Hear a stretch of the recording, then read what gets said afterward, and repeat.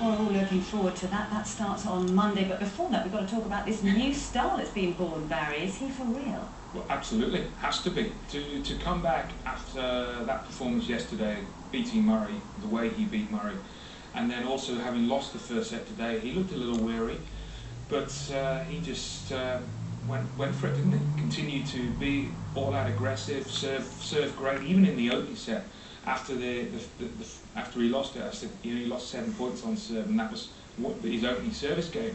So he knows, however badly he's hitting the ball or his opponent's playing well, he's going to be competitive, going to hold on to his service games. And then once the adrenaline kicks in, and he just swings, he keeps swinging, and he just doesn't blink. But we've been waiting for that type of attitude, really, from one of those youngsters to grab the moment. And this week has had the opportunity with the top four not being here on quarterfinals day, and finally one of those youngsters has grabbed it. And even tomorrow, it's going to be a really, really interesting match, because Simon is the type of player that could make potentially life difficult for someone like Janowicz. But if you're hitting the ball as hard as he is and as early as he is, then there's a lot of players that are going to be fearful of playing the giant. They are. He's certainly taken out some very big scalps. Yeah. And was it Tipsarevic, Murray, and now Tipsarevic. So both Murray and Tipsarevic are going to be in London next week.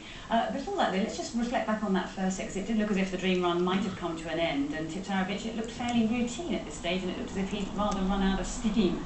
Well, it was a poor opening service game from Janowicz, so Tipsarevic got the break early and just played the sort of tennis that I expected him to play. Good serve, taking the ball early, moving Janowicz around the court, going back behind him.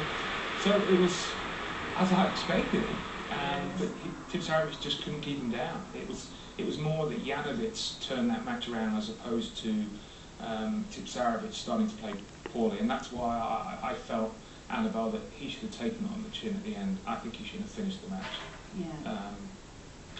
Without knowing how well he was, obviously. Well, sometimes players take a lot of pills on board in such sort of thing. Yes, you just think he should have just carried on. Well, I just think that's his moment, and he's earned that moment. And we're not playing in 90-degree heat and 90% humidity. I think he could have just played another 4 or 5 points. But hey, let's not detract from what has been a great year for Janko, and hopefully he'll be ready fighting for London next week. He deserves that opportunity. But the spotlight, and rightly so, should be on Janowicz. And let's not take away from the magic wand that was waved in that second set. I know you've picked out some extraordinary points that we've witnessed there today. And a lot of people tweeting in about, well, is he just another Russell from Wimbledon, who of course took out Nadal in a similar fashion? Definitely not, Annabelle, because he has the great serve and he has the forehand, but he takes the ball early. And for so long we've been crying out for someone who is tall but doesn't play from the back of the court, stepping in. And he just bullied Tipsarevic.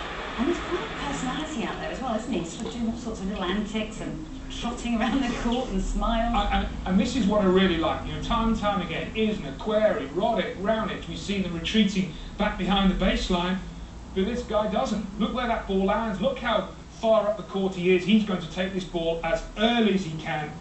And when you hit the ball as early as he does, and you hit the ball as hard as he does, he's going to continue to hit a lot of winners.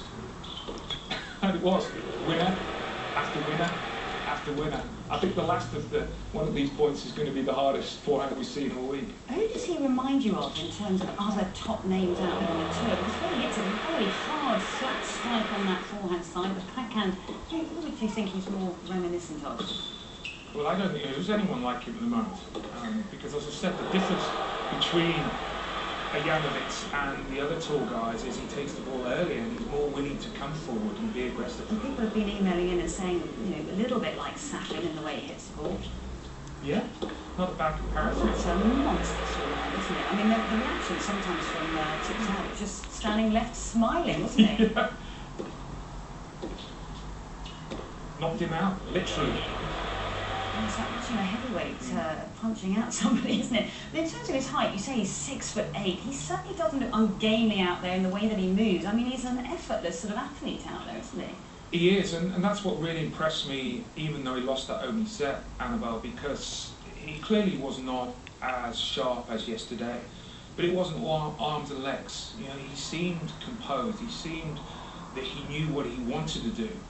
And that's not too many players who are gangly like that to be as controlled. And he's also astute. I think he knows how he wants to construct the point. You know, at times he might play the drop shot at the wrong time, but he's just a free spirit. He just plays with freedom. He's fearless. Just hope they can keep like that. You remember a couple of years ago, Ernest Gulbis, and we thought, who he beat at Wimbledon, funnily enough, didn't he? Absolutely, and we thought, well, Gulbis, you know, here's a star for the future. But then I don't know what happened. Maybe he stopped working, took things for granted. Hopefully, this kid will just continue to work hard and continue to get better and better, because it does need the tour does need someone up and coming, but also someone who really expresses themselves and shows how much they enjoy it. Well, he certainly does bring a lot of personality out onto the court. You mentioned the drop shot there, but he is an interesting mix of this power, the huge serve, the belting ground strokes in the back of the court, and then this incredible drop shot. Of course, Murray with the fabulous drop shot as well, very reminiscent of his early days on the tour.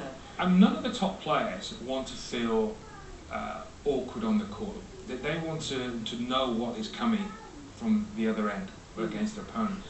He's not allowing them that luxury. Very unpredictable, isn't it? Yeah, and you're not going to want to play him down in Australia. Just keep swinging. I'm sure that's what he'll do. That's what's worked well for him this week.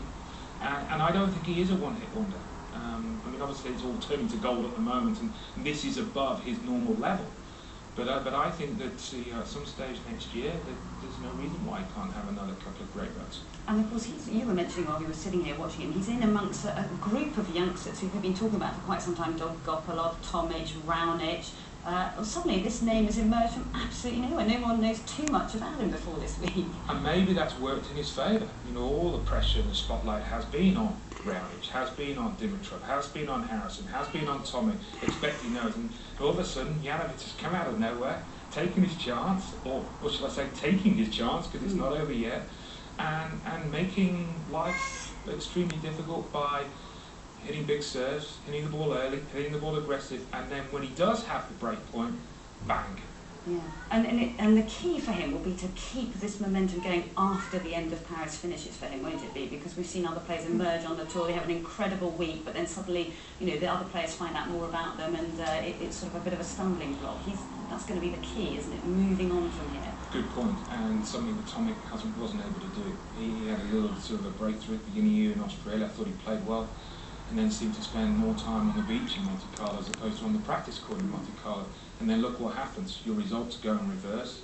Donald Young last year had a great year, fired his coach, hasn't won a match this year. You can't. It's such a brutal sport with so many great players, but also so many hungry players, that you have to. Now's your time to really capitalise on that confidence and move forward. And he clearly loves being out there, because it's so nice to see someone actually really enjoying himself out there. Well, that's what's been so appealing, not just his results, but also his interview yesterday. Yeah, well, we're absolutely delighted that we can now talk to